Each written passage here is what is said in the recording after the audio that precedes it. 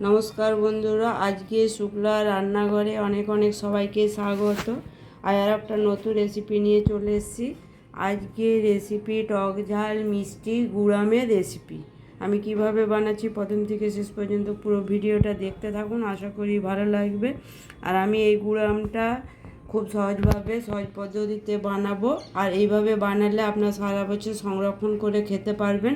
আর এখন যেহেতু প্রচুর পরিমাণে কাঁচা আম পাওয়া যাচ্ছে, তাই এইভাবে বানিয়ে রেখে দিতে পারবেন সারা বছরের জন্যে। আমি সবারই প্রথমে আমটাকে ধুয়ে জলটাকে শুকিয়ে নিয়েছি। এইভাবে পুরো পুরো শুকিয়ে নিতে হবে, জল থাকলে ভালো হবে না, নষ্ট হয়ে যেতে পারে আচারটা। এই ছোলাটাকেও আমি খুব ভালো করে ধুয়ে নিয়েছি।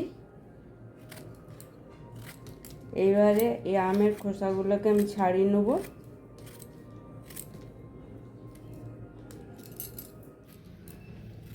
আর এই আচারটা বানাবার জন্যে শক্ত শক্ত ভালো দেখে আম নিতে হবে। নরম হয়ে গেলে আচারটা ভালো হবে না, নষ্ট হয়ে যাওয়ার চান্স থাকে। আমার খোসাটা ছাড়ানো হয়ে গেছে। এবার আমগুলোকে আমি এভাবে কেটে নেব।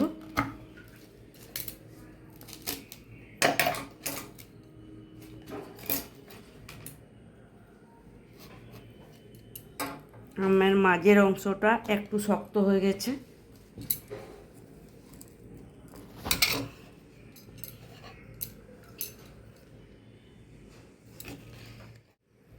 এইভাবে যে বীজটা থাকে, বীজটাকে আমি ফেলে দিলাম।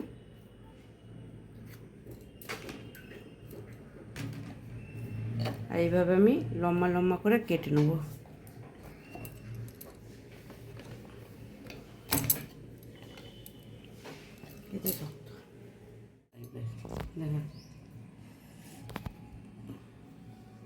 সমস্ত আমগুলো এইভাবে আমি কেটে নেব।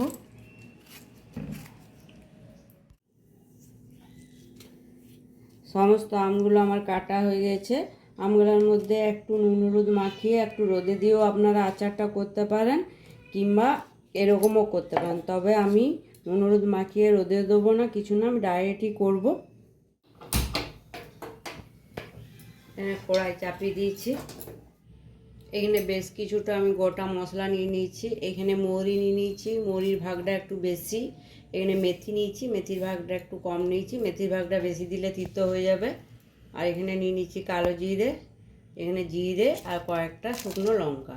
এখানে শুকনো কড়াই আমি ভেজে নেব।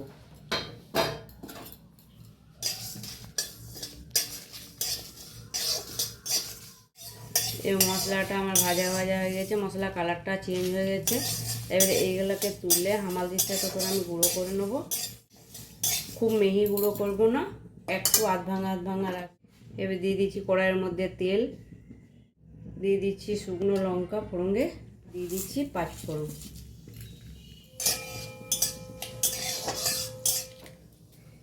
এই ফোড়নটা 2-1 সেকেন্ড ভেজে নিলাম। ফোড়নটা থেকে কালারটা চেঞ্জ হয়ে গেছে। এবার দিয়ে দিচ্ছি কেটে রাখা আমগুলোকে দিয়ে আমগুলোকে একটু ভেজে নেব। দিয়ে দিচ্ছি হলুদ গুঁড়ো, দিয়ে দিচ্ছি নুন, দিয়ে দিচ্ছি ঝাল লঙ্কার গুঁড়ো, দিয়ে দিচ্ছি কাশ্মীরি লঙ্কা। কাশ্মীরি লঙ্কা দিলে কালারটা সুন্দর আসবে। আমি কিন্তু কোনো জল দেবো না, আর জল দেওয়ারও প্রয়োজন নেই। একটু জল জল হয়ে যাচ্ছে, এটাতেই সিদ্ধ হয়ে যাবে। আর যেটা গুড় দেবো, গুড়টাও গলে জল হয়ে যাবে, সেই জলে আমটাও সিদ্ধ হয়ে যাবে। তবে জল দিলে আমটা আচারটা ভালো থাকবে না। আমি জেলা গুড় দিয়ে করব। গুড়টাকে এবারে ভেঙে নিচ্ছি। এভাবে ভেঙে ভেঙে দিয়ে দেবো।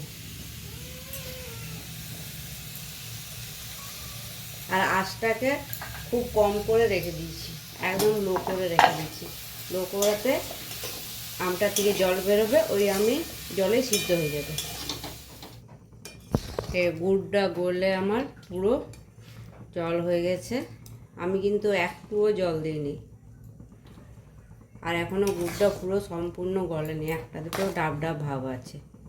গুড়টা গললেই এইভাবে জল হয়ে যাবে। আর কম আঁচ করে রেখে দিলেই, জল দেবার কোনো দরকার নেই, আর জল দিলে ভালোও থাকবে না আচারটা। এবার এটাকে আমি বেশ কিছুক্ষণ ফুটিয়ে নেবো একটু গুড়টা ঘন হওয়ার জন্যে। আর দিয়ে দিচ্ছি একটু বিট নুন। বিট নুনটা দেওয়ার কারণে স্বাদ গন্ধ দুটোই ভালো হবে। আমার অনেকটাই ঘন হয়ে গেছে, তবে এটা আরও ঠান্ডা হলে ঘন হয়ে যাবে। আমি এই অবস্থায় রেখে দেবো। একটু ঝোল ঝোল থাকলে ভালো লাগবে খেতে, আর খুব শুকনো শুকনো হয়ে গেলেও ভালো লাগবে না। তবে আপনাদের মনে হলে শুকনো শুকনো করেও দিতে পারেন, তবে আমি একটু ঝোল ঝোল রাখছি। এইখানে দিয়ে দিচ্ছি আমি সারা বছর ভালো রাখার জন্যে 1 চামচ ভিনিগার। এবার দিয়ে দিচ্ছি যে ভেজে রেখেছিলাম মশলাটা, সেই মশলাটা দিয়ে দিচ্ছি। এই আমি ঠান্ডা হয়ে যাওয়ার পর দেখাচ্ছি। ঠান্ডা হয়ে যাওয়ার পর কতটা ঘন হয়ে গেছে।